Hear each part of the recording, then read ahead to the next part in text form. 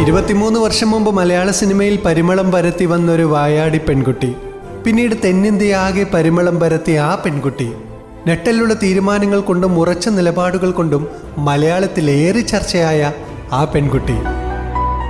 പ്രവാസി ഭാര്യമാർ ഭർത്താവിൻ്റെ ക്രൂരത കാരണം ആത്മഹത്യ ചെയ്ത വാർത്ത വന്നപ്പോൾ അങ്ങനൊരു ദുരവസ്ഥയിലേക്ക് ഇനിയും ഇത്തരം സ്ത്രീകൾ വഴുതി പോവാതിരിക്കാൻ അവൾ എന്ന ക്യാമ്പയിനുമായി ഗൾഫ് ട്രീറ്റ് ചാനൽ മുന്നോട്ട് വന്നപ്പോൾ അവളുടെ മുഖമായി ദുബായിലേക്ക് വിമാനം കയറി വന്ന് സ്ത്രീകൾക്ക് മോട്ടിവേഷൻ നൽകിയ ആ പെൺകുട്ടി, മറ്റുള്ള ഓരോ പെൺകുട്ടികൾക്കും പോരാടാനും തളർന്നു പോവാതിരിക്കാനും ഊർജമായ മലയാളത്തിൻ്റെ ഭാവനയ്ക്ക് ഗൾഫ് ട്രീറ്റ് 2025 അവൾ അവാർഡ് നൽകി ആദരിച്ചിരിക്കുന്നു.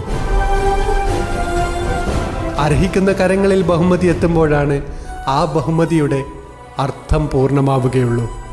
അവൾക്ക് എല്ലാവിധ ആശംസകളും.